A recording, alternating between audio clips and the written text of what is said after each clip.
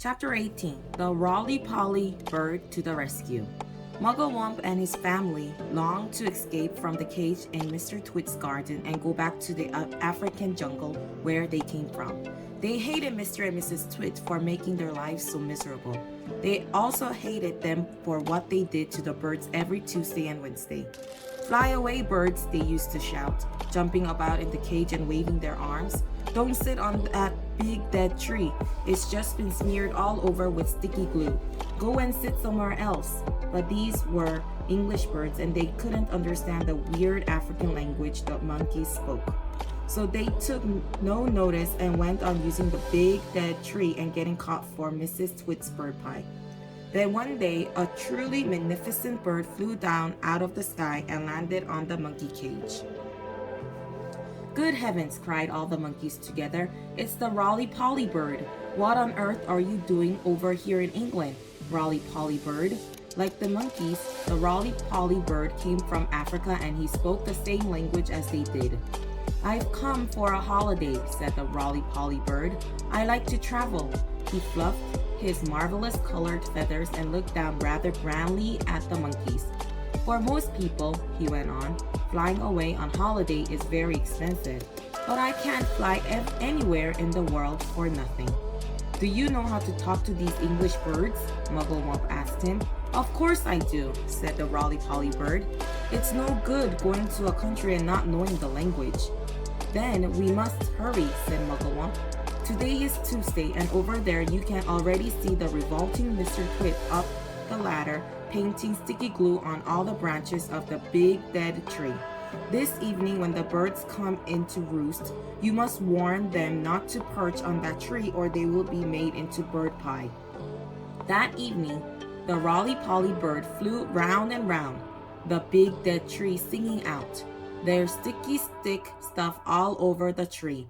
If you land in the branches, you'll never get free. So fly away, stay up high, or you'll finish up tomorrow in a hot bird pie." Chapter 19 No Bird Pie for Mr. Twit. The next morning when Mr. Twit came out with his huge basket to snatch all the birds from the big dead tree, there wasn't a single one on it. They were all sitting on top of the monkey cage. The Roly-Poly bird was there as well. And Mugglewump and his family were inside the cage and the whole lot of them were laughing at Mr. Twit. Chapter 20 Still no bird pie for Mr. Twit. Mr. Twit wasn't going to wait another week for his bird pie supper. He loved bird pie. It was his favorite meal, so that every same day he went after the birds again. This time he smeared all the top bars of the monkey cage with sticky glue, as well as the branches of the big dead tree. "Now I'll get you," he said, "whichever one you sit on." The monkeys crouched inside the cage watching all this, and later on when the Roly-Poly bird came swooping in for an evening chat, they shouted out, "Don't land on our cage, Roly-Poly bird. It's covered in sticky glue. So is the tree."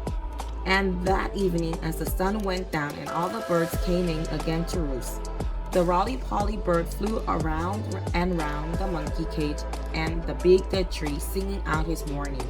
"There's sticky stuff now on the cage and the tree. If you land on either, you'll never get free. So fly away, stay up high, or you'll finish up tomorrow in a hot bird pie." Chapter 21 Mr. and Mrs. Twit go off to buy guns. The next morning, when Mr. Twit came out with his huge basket, not a single bird was sitting on either the monkey cage or the big dead tree.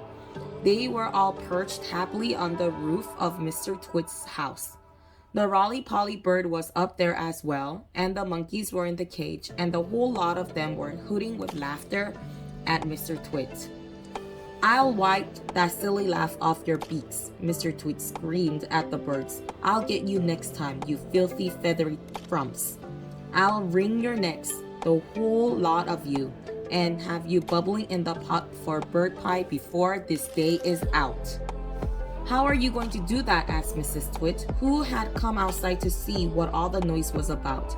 I won't have you smearing sticky glue all over the roof of our house. Mr. Twit got very excited. I've got a great idea, he cried. He didn't bother to keep his voice down because he didn't think the monkeys could understand. We'll both go into town right away and we'll buy a gun each, he shouted. How's that? Brilliant, cried Mrs. Twits, grinning and showing her long yellow teeth. We'll buy those big shotguns that spray out 50 bullets or more with each bang. Exactly, said Mr. Twit. Lock up the house while I go and make sure the monkeys are safely shut away. Mr. Twit went over to the monkey cage. Attention, he barked in his fearsome monkey trainer's voice. Upside down, all of you, and jump to it. One on top of the other. Quick, get on with it or you'll feel Mrs. Twit's stick across your backside. Obediently, the poor monkeys stood on their hands and clambered one on top of the other with Muggle-Wump at the bottom and the smallest child at the very top. Now stay there till we come back, Mr. Twit ordered. Don't you dare to move, and don't overbalance. When we return in 2 or 3 hours' time, I shall expect to find you all in exactly the same position as you are now. You understand? With that, Mr. Twit marched away. Mrs. Twit went with him, and the monkeys were left alone with the birds. Chapter 22, Muggle-Wump has an idea. As soon as Mr. and Mrs. Twit had disappeared down the road, the monkeys all flipped back onto their feet, the right way up. Quick! Get the key, Muggle-Wump called out to the Roly-Poly bird, who was still sitting on the roof of the house. What key? Shouted the Roly-Poly bird. The key to the door of our cage, cried Muggle-Wump. It's hanging on a nail in the work shed. That's where he always puts it.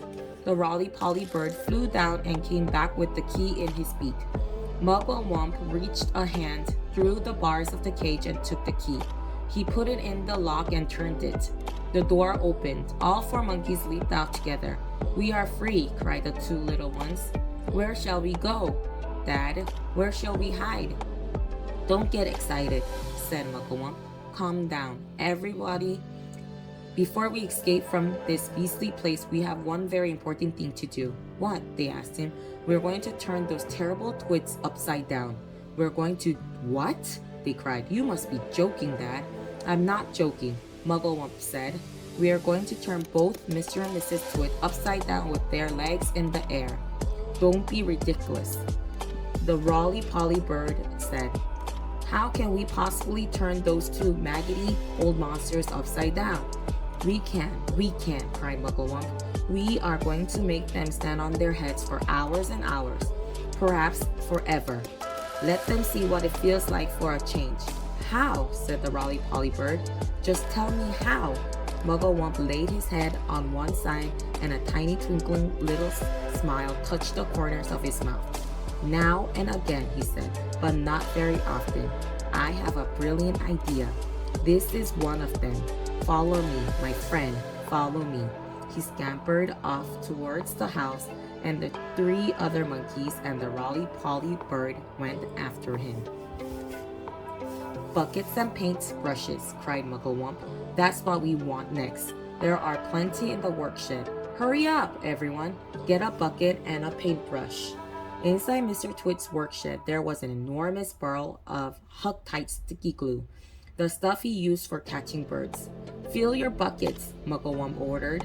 We are now going into the big house. Mrs. Twit had hidden the key to the front door under the mat, and Muggle-Wump had seen her doing it, so it was easy for them to get in.